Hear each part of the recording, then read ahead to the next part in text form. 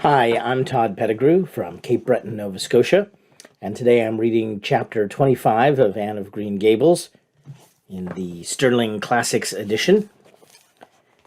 Chapter 25, Matthew insists on puffed sleeves. Matthew was having a bad 10 minutes of it. He had come into the kitchen in the twilight of a cold, gray December evening, and had sat down in the woodbox corner to take off his heavy boots, unconscious of the fact that Anne and a bevy of her schoolmates were having a practice of the Fairy Queen in the sitting room.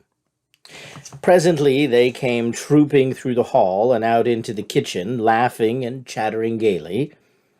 They did not see Matthew, who shrank bashfully back into the shadows beyond the woodbox, with a boot in one hand and a boot jack in the other, and he watched them shyly for the aforesaid 10 minutes as they put on caps and jackets and talked about the dialogue and the concert. Anne stood among them, bright-eyed and animated as they, but Matthew suddenly became conscious that there was something about her different from her mates. And what worried Matthew was that the difference impressed him as being something that should not exist. Anne had a brighter face and bigger, starrier eyes, and more delicate features than the others. Even shy, unobservant Matthew had learned to take note of these things. But the difference that disturbed him did not consist in any of these respects. Then, in what did it consist? Matthew was haunted by this question long after the girls had gone, arm in arm, down the long, hard-frozen lane, and Anne had betaken herself to her books. He could not refer it to Marilla, who he felt would be quite sure to sniff scornfully and remark that the only difference she saw between Anne and the other girls was that they sometimes kept their tongues quiet, while Anne never did. This, Matthew felt, would be no great help. He had recourse to his pipe that evening to help him study it out, much to Marilla's disgust.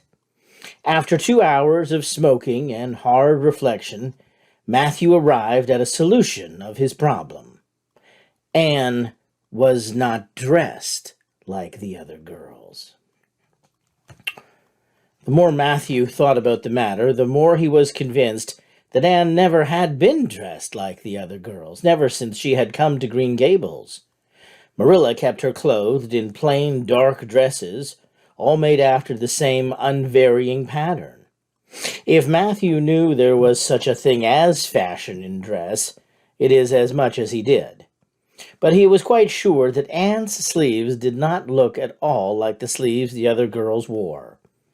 He recalled the cluster of little girls he had seen around her that evening, all gay in waists of red and blue and pink and white, and he wondered why Marilla always kept her so plainly and soberly gowned. Of course, it must be all right. Marilla knew best, and Marilla was bringing her up. Probably some wise, inscrutable motive was to be served thereby. But surely it would do no harm to let the child have one pretty dress, something like Diana Barry always wore. Matthew decided that he would give her one. That surely could not be objected to as an unwarranted putting in of his oar. Christmas was only a fortnight off. A nice new dress would be the very thing for a present. Matthew, with a sigh of satisfaction, put away his pipe and went to bed, while Marilla opened all the doors and aired the house. The very next evening, Matthew betook himself to Carmody to buy the dress, determined to get the worst over and have done with it. It would be, he felt assured, no trifling ordeal. There were some things Matthew could buy and prove himself no mean bargainer, but he knew he would be at the mercy of shopkeepers when it came to buying a girl's dress. After much cogitation, Matthew resolved to go to Samuel Lawson's store instead of William Blair's. To be sure, the Cuthberts always had gone to William Blair's.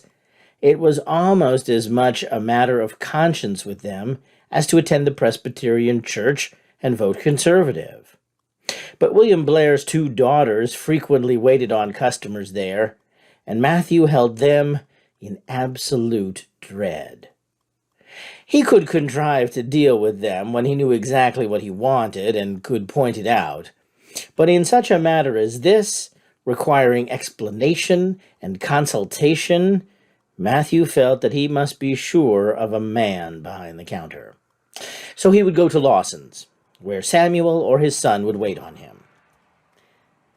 Alas, Matthew did not know that Samuel, in the recent expansion of his business, had set up a lady clerk also. She was a niece of his wife's, and a very dashing young person indeed, with a huge, drooping pompadour, big rolling brown eyes, and a most extensive and bewildering smile. She was dressed with exceeding smartness, and wore several bangle bracelets that glittered and rattled and tinkled with every movement of her hands. Matthew was covered with confusion at finding her there at all, and those bangles completely wrecked his wits at one fell swoop.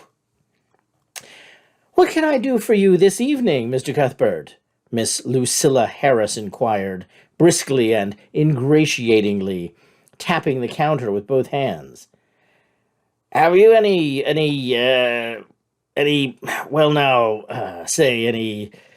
garden rakes?" stammered Matthew. Miss Harris looked somewhat surprised, as well she might, to hear a man inquiring for garden rakes in the middle of December. "I believe we have one or two left over," she said, "but they're upstairs in the lumber room. I'll go and see." During her absence, Matthew collected his scattered senses for another effort. When Miss Harris returned with the rake and cheerfully inquired, "Anything else tonight, Mr. Cuthbert?" Matthew took his courage in both hands and replied, "Well, now, since you suggest it, I might as well buy some hayseed." Miss Harris had heard Matthew Cuthbert called odd. She now concluded that he was entirely crazy. "We only keep hayseed in the spring," she explained loftily. "We've none on hand just now." "Oh, certainly, just as you say," stammered unhappy Matthew, seizing the rake and making for the door. At the threshold he recollected that he had not paid for it, and he turned miserably back.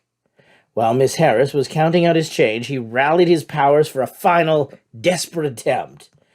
"Well, now, if it isn't too much trouble, I might as well, that is, I'd like to take a look at some sugar." "White or brown?" queried Miss Harris patiently. "Oh, well now, brown," said Matthew feebly. "There's a barrel of it over there," said Miss Harris, shaking her bangles at it. "It's the only kind we have." I'll take 20 pounds of it," said Matthew, with beads of perspiration standing on his forehead. Matthew had driven halfway home before he was his own man again. It had been a gruesome experience, but it served him right, he thought, for committing the heresy of going to a strange store. When he reached home, he hid the rake in the tool house, but the sugar he carried in to Marilla. "Brown sugar!" exclaimed Marilla. "Whatever possessed you to get so much? You know I never use it except for the hired man's porridge or black fruit cake. Jerry's gone, and I've made my cake long ago. It's not good sugar either. It's coarse and dark. William Blair doesn't usually keep sugar like that." I thought it might come in handy sometime," said Matthew, making good his escape. When Matthew came to think the matter over, he decided that a woman was required to cope with the situation. Marilla was out of the question. Matthew felt sure she would throw cold water on his project at once. Remained only Mrs. Lynde. For of no other woman in Avonlea would Matthew have dared to ask advice. To Mrs. Lynde he went accordingly, and that good lady promptly took the matter out of the harassed man's hands. "Pick out a dress for you to give Anne? To be sure I will. I'm going to Carmody tomorrow, and I'll attend to it. Have you something particular in mind? No? Well, I'll just go by my own judgment, then. I believe a nice rich brown would just suit Anne, and William Blair has some new Gloria in that's real pretty. Perhaps you'd like me to make it up for her, too, seeing that if Marilla was to make it, Anne would probably get wind of it before the time and spoil the surprise. Well, I'll do it. Oh, no, it isn't a mite of trouble. I like sewing. I'll make it to fit my niece Jenny Gillis, for she and Anne are as like as two peas as far as figure goes." "Well, now, I'm much obliged," said Matthew, and I don't know, but I think they make the sleeves different nowadays to what they used to be. If it wouldn't be asking too much, I'd like them made in the new way." "Puffs? Of course. Well, you needn't worry a speck more about it, Matthew. I'll make it up in the very latest fashion," said Mrs. Lynde. To herself, she added, when Matthew had gone, "It'll be a real satisfaction to see that poor child wearing something decent for once. The way Marilla dresses her is positively ridiculous. That's what. And I've ached to tell her so plainly a dozen times. I've held my tongue, though, for I can see that Marilla doesn't want advice, and she thinks she knows more about bringing children up than I do, for all she's an old maid. But that's always the way. Folks that has brought up children know that there's no hard and fast method in the world that'll suit every child. But them as never have think it's all plain and easy as the rule of 3. Just set your 3 terms down so fashioned and the sum'll work out correct. But flesh and blood don't come under the head of arithmetic, and that's where Marilla Cuthbert makes her mistake. I suppose she's trying to cultivate a spirit of humility in Anne by dressing her as she does, but it's more likely to cultivate envy and discontent. I'm sure the child must feel the difference between her clothes and the other girls. But to think of Matthew taking notice of it. That man is waking up after being asleep for over 60 years. Marilla knew all the following fortnight that Matthew had something on his mind, but what it was she could not guess, until Christmas Eve, when Mrs. Lynde brought up the new dress. Marilla behaved pretty well on the whole, although it is very likely she distrusted Mrs. Lynde's diplomatic explanation that she had made the dress because Matthew was afraid Anne would find out about it too soon if Marilla made it. "So, this is what Matthew has been looking so mysterious over and grinning about to himself for 2 weeks, is it?" she said a little stiffly, but tolerantly. "I knew he was up to some foolishness. Well, I must say I don't think Anne needed any more dresses. I made her 3 good, warm, serviceable ones this fall, and anything more is sheer extravagance. There's enough material in those sleeves alone to make a waist, I declare there is. You'll just pamper Anne's vanity, Matthew, and she's as vain as a peacock now. Well, I hope she'll be satisfied at last, for I know she's been hankering after these silly sleeves ever since they came in, although she never said a word after the first. The puffs have been getting bigger and more ridiculous right along. They're as big as balloons now. Next year, anybody who wears them will have to go through a door sideways." Christmas morning broke on a beautiful white world. It had been a very mild December, and people had looked forward to a green Christmas, but just enough snow fell softly in the night to transfigure Avonlea. Anne peeped out from her frosted gable window with delighted eyes. The firs in the haunted wood were all feathery and wonderful. The birches and wild cherry trees were outlined in pearl. The plowed fields were stretches of snowy dimples, and there was a crisp tang in the air that was glorious. Anne ran downstairs singing, until her voice re-echoed through Green Gables. "Merry Christmas, Marilla! Merry Christmas, Matthew! Isn't it a lovely Christmas? I'm glad it's white. Any other kind of Christmas doesn't seem real, does it? I don't like green Christmases. They're not green. They're just nasty faded browns and grays. What makes people call them green? Why, Matthew, is that for me? Oh, Matthew." Matthew had sheepishly unfolded the dress from its paper swathings and held it out with a deprecatory glance at Marilla, who feigned to be contemptuously filling the teapot, but nevertheless watched the scene out of the corner of her eye with a rather interested air. Anne took the dress and looked at it in reverent silence. Oh, how pretty it was! A lovely soft brown gloria with all the gloss of silk, a skirt with dainty frills and shirrings, a waist elaborately pin-tucked in the most fashionable way, with a little ruffle of filmy lace at the neck. But the sleeves, they were the crowning glory, long elbow cuffs, and above them 2 beautiful puffs divided by rows of shirring and bows of brown silk ribbon. "That's a Christmas present for you, Anne," said Matthew shyly. Why, Anne, don't you like it? Well, now. For Anne's eyes had suddenly filled with tears. Like it? Oh, Matthew! Anne laid the dress over a chair and clasped her hands. "Matthew, it's perfectly exquisite. Oh, I can never thank you enough. Look at those sleeves. Oh, it seems to me this must be a happy dream." Well, let us have breakfast," interrupted Marilla. "I must say, Anne, I don't think you needed the dress, but since Matthew has got it for you, see that you take good care of it. There's a hair ribbon Mrs. Lynde left for you. It's brown to match the dress. Come, sit in." "I don't see how I'm going to eat breakfast," said Anne rapturously. "Breakfast seems so commonplace at such an exciting moment. I'd rather feast my eyes on that dress. I'm so glad that puff sleeves are still fashionable. It did seem to me that I'd never get over it if they went out before I had a dress with them.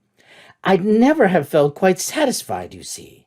It was lovely of Mrs. Lynde to give me the ribbon, too. I feel that I ought to be a very good girl indeed. It's at times like this I'm sorry I'm not a model little girl, and I always resolve that I will be in the future. But somehow it's hard to carry out your resolutions when irresistible temptations come. Still, I really will make an effort after this."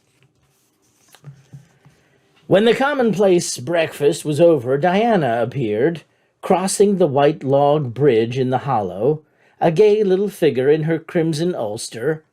Anne flew down the slope to meet her. "Merry Christmas, Diana! And oh, it's a wonderful Christmas. I've something splendid to show you. Matthew has given me the loveliest dress with such sleeves I couldn't even imagine any nicer." "I've got something more for you," said Diana breathlessly. "Here, this box. Aunt Josephine sent us out a big box with ever so many things in it, and this is for you.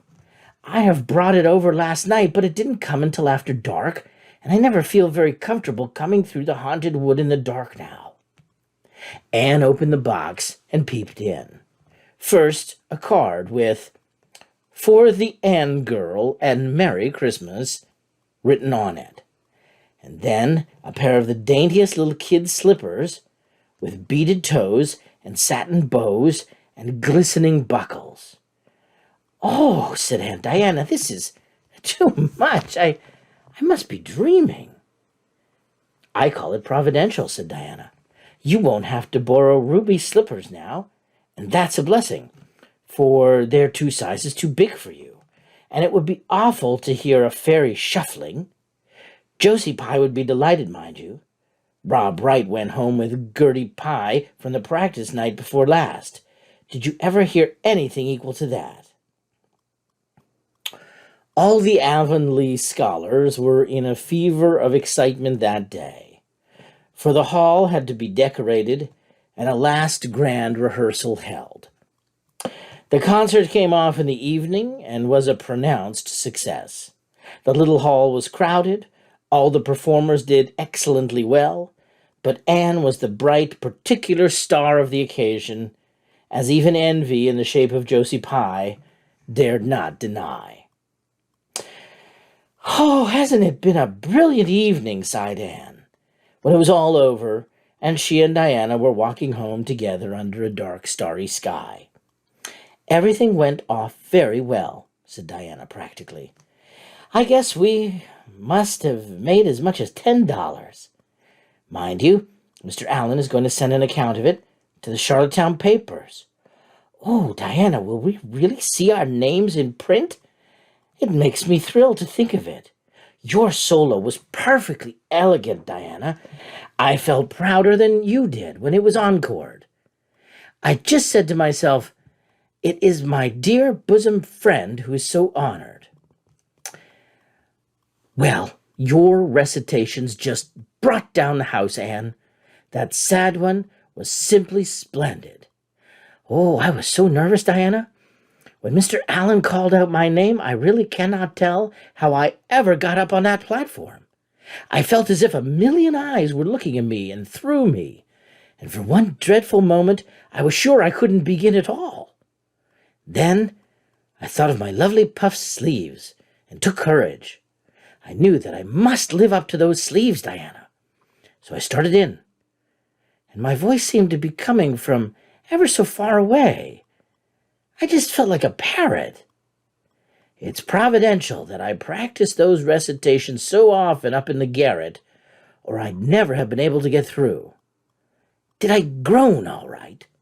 "Oh, yes, indeed, you groaned lovely," assured Diana. "I saw old Mrs. Sloane wiping away tears when I sat down. It was splendid to think I had touched somebody's heart. It's so romantic to take part in a concert, isn't it? Oh, it's been a very memorable occasion indeed." "Wasn't the boys' dialogue fine?" said Diana. "Gilbert Blythe was just splendid. And I do think it's awful mean the way you treat Gil. Wait till I tell you. When you ran off the platform, after the fairy dialogue, one of your roses fell out of your hair. I saw Gil pick it up and put it in his breast pocket. There now. You're so romantic that I'm sure you ought to be pleased at that." "It's nothing to me what that person does," said Anne loftily. "I simply never waste a thought on him, Diana." That night, Marilla and Matthew, who had been out to a concert for the first time in 20 years, sat for a while by the kitchen fire after Anne had gone to bed. "Well, now, I guess our Anne did as well as any of them," said Matthew proudly. "Yes, she did," admitted Marilla. "She's a bright child, Matthew, and she looked real nice, too. I've been kind of opposed to this concert scheme, but I suppose there's no real harm in it after all. Anyhow, I was proud of Anne tonight, although I'm not going to tell her so." "Well, now, I was proud of her, and I did tell her so before she went upstairs," said Matthew. "We must see what we can do for her some of these days, Marilla. I guess she'll need something more than Avonlea school by and by." "There's time enough to think of that," said Marilla. "She's only 13 in March.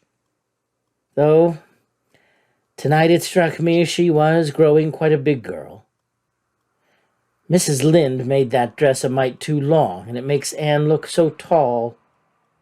She's quick to learn, and I guess the best thing we can do for her will be to send her to Queen's after a spell.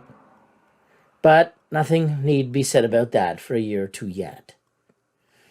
"Well, now, it'll do no harm to be thinking it over off and on," said Matthew.